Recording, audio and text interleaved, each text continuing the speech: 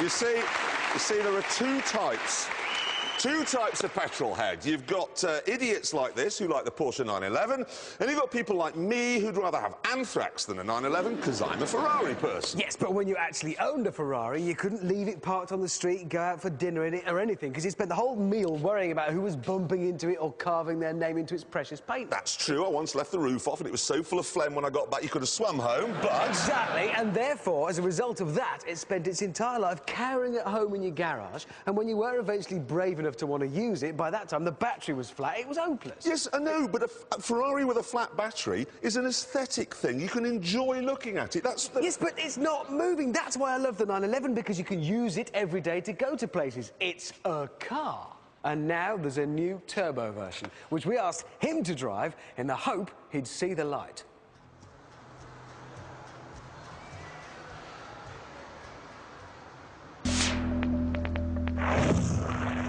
This is the biggest 911 Turbo they've ever made, but it's still no longer than a Toyota Prius, no wider than a 3 Series BMW.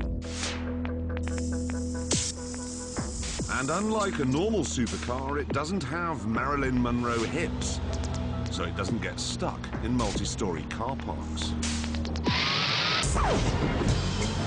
What's more, it's not like threading through traffic in a postbox. In a Ferrari, you can't really see where the buses are, so you can't carve them up. But in this, you can.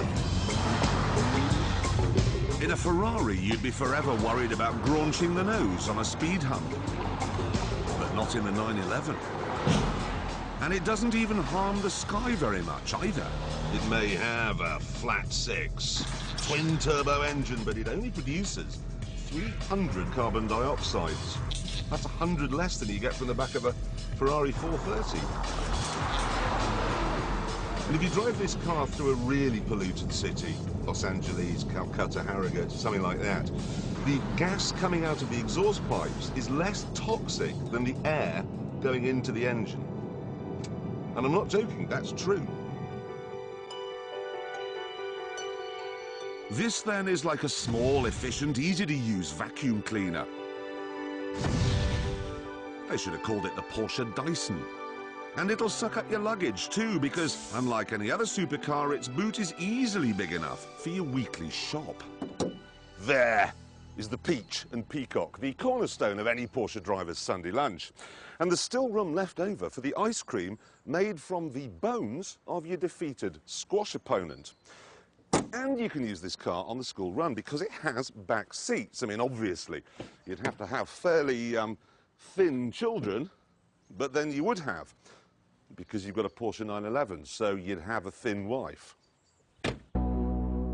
I will concede, then, that there's no everyday situation that flummoxes a 911 Turbo. And so, because you can use it every day, its battery won't be flat when the moment is right. And you fancy a drive.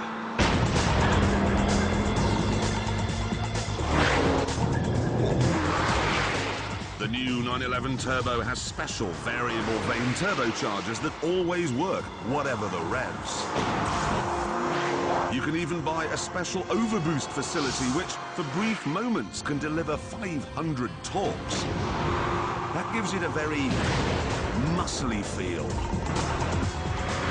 And it's got a special new four-wheel drive system that doesn't allow any form of under or oversteer. You just get so much grip that your eyes start to hurt.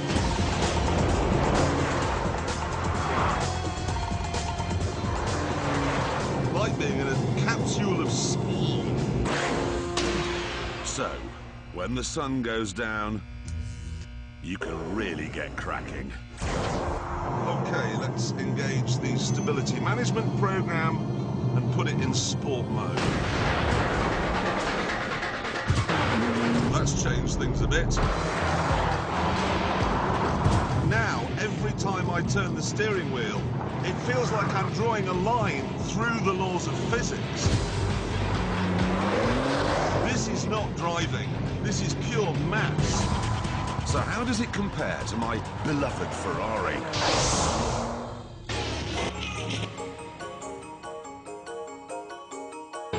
Well, it has a smaller engine, but because of the scramjet turbochargers it produces, 480 brake horsepower, exactly what you get from the 430. But then this is lighter than the Ferrari thanks to aluminium doors which weigh just 11 kilograms each. It's also £20,000 less expensive. Sure, it isn't as exciting as the Ferrari, it's more about engineering than passion, but I will admit, the end results are astonishing.